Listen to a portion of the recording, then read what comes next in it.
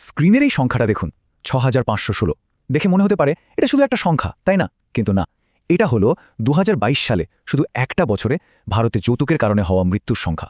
ভাবুন তো একবার, কতটা ভয়ঙ্কর এই বাস্তবতা। দ্য নিউ ইন্ডিয়ান এক্সপ্রেসের এই কথাটা একদম ঠিক। এই মৃত্যুগুলো কোনো বিচ্ছিন্ন ঘটনা নয়, বরং এটা একটা ভয়ানক ট্রেন্ডের অংশ, যা প্রতি বছর হাজার হাজার মানুষের জীবন কেড়ে নিচ্ছে। আর ঠিক এই জায়গাতেই আমাদের আজকের আলোচনার শুরু। বিষয়টা হলো একটি অসম আইন, ভারতে গার্হস্থ্য সহিংসতা। চলুন এই জটিল বিষয়টার গভীরে গিয়ে এর বিভিন্ন দিক একটু খতিয়ে দেখা যাক। তো এই পুরো বিষয়টা বুঝতে আমরা কয়েকটা ধাপে এগোব। প্রথমে আমরা দেখব সেই ভয়াবহ সত্যিটা, যা আমরা সবাই জানি। এরপর গল্পের অন্য একটা দিকও দেখব, সেই শিকারদের কথা, যাদের কথা প্রায় শোনাই যায় না। তারপর আমরা একটু গভীরে গিয়ে দেখব আমাদের দেশের আইন ব্যবস্থা কতটা লিঙ্গভিত্তিক, আর সরকারি ডেটা আসলে কি লুকাচ্ছে। আর সব শেষে আমরা আলোচনা করব একটা নিরপেক্ষ বিচার ব্যবস্থার দাবি নিয়ে। তাহলে চলুন প্রথম অংশটা দিয়েই শুরু করা যাক। ভয়াবহ, পরিচিত বাস্তবতা, কিন্তু আমরা যা দেখতে পাই তা আসলে হিমশৈলের চূড়া মাত্র। সংখ্যাগুলো তো দেখলাম, এবার একটা বাস্তব ঘটনা দেখি। গ্রেটার নয়ডার নেকি ভাটির কথা ভাবুন। মাত্র 28 বছর বয়স। অভিযোগ, যৌতুকের জন্য তার স্বামী তাকে পুড়িয়ে হত্যা করে। এই একটা ঘটনায় যেন পুরো ট্র্যাজেডিটাকে আমাদের সামনে তুলে ধরে। এই চারটা দেখলে ব্যাপারটা আরও পরিষ্কার হবে।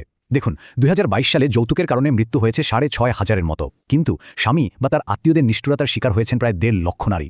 মানে যৌতুকের কারণে মৃত্যু যতটা ভয়ঙ্কর, সমস্যাটা তার থেকেও অনেক অনেক বড়। কিন্তু প্রশ্ন হলো, এটাই কি পুরো ছবিটা, নাকি গার্হস্থ্য সহিংসার এমন কোনো দিক আছে যা সাধারণত আমাদের চোখেই পড়ে না? চলুন এবার গল্পের সেই অন্য দিকটা দেখি। কথা বলা যাক সেই অদৃশ্য শিকারদের নিয়ে, মানে পুরুষদের বিরুদ্ধে গার্হস্থ্য সহিংসতা, যে বিষয়টা নিয়ে খুব কমই আলোচনা হয়। কিছু তথ্য কিন্তু বেশ চমকে দেওয়ার মতো।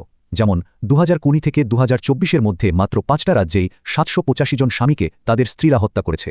শুধু 2022 সালে 220 জনেরও বেশি স্বামী তাদের সঙ্গীর হাতে খুন হয়েছেন।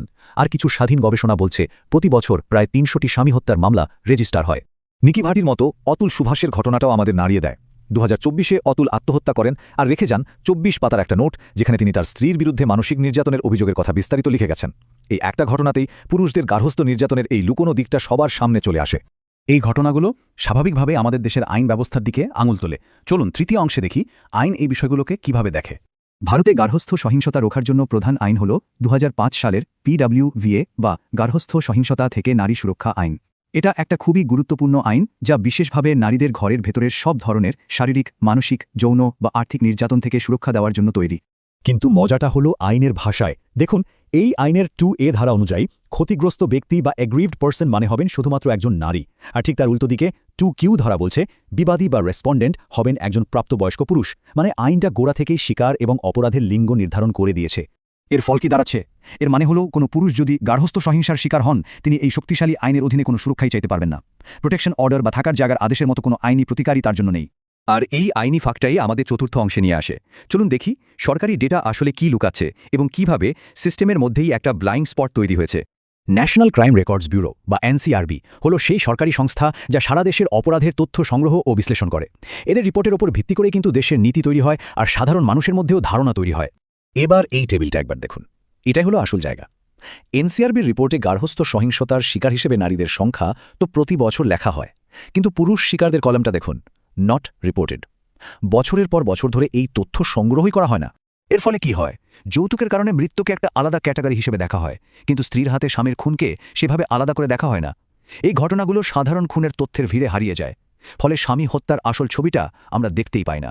এই সব কিছু দেখার পর আমরা একদম শেষ পর্যায়ে চলে এসেছে, নিরপেক্ষতার দাবি। তাহলে সবার জন্য সমান ন্যায় বিচার নিশ্চিত করতে কি করা যেতে পারে? চলুন সেই পথটা খোঁজা যাক। বিশেষজ্ঞরা কয়েকটি পরিষ্কার পথের কথা বলছেন। প্রথমত, PWDVA আইনটা বদলাতে হবে, এটাকে লিঙ্গ নিরপেক্ষ করতে হবে, যাতে শিকার যেই হোক না কেন সুরক্ষা পায়। দ্বিতীয়ত, পুরুষ শিকারদের জন্য হেল্পলাইন, শেল্টার আর কাউন্সেলিংয়ের মতো সাপোর্ট সিস্টেম তৈরি করতে হবে। আর তৃতীয়ত, NCRBকে বাধ্য করতে হবে যেন তারা গার্হস্থ্য সহিংসতার পরিসংখ্যানে পুরুষ শিকারদের তথ্যও অন্তর্ভুক্ত করে। দ্য সাউথ ফার্স্টে ডক্টর চৈতন্য প্রদীপের এই কথাটা এখানে খুব গুরুত্বপূর্ণ। তিনি বলছেন, একটা ন্যায্য বিচার ব্যবস্থার মূল ভিত্তি হল লিঙ্গ নিরপেক্ষ থাকা। কোনো একটা লিঙ্গের জন্য যদি বিশেষ ছাড় দেওয়া হয়, তাহলে ন্যায় বিচারের মূল ধারণাটাই নষ্ট হয়ে যায়। আর তাই আমাদের এই পুরো আলোচনার শেষে প্রশ্নটা কিন্তু একটাই, সত্যিকারের ন্যায় বিচার পেতে হলে আইনের চোখে কি লিঙ্গ দেখা উচিত, নাকি শুধু শিকারকে? এই প্রশ্নটাই হয়তো আমাদের সবাইকে সবচেয়ে গভীরভাবে ভাবতে হবে।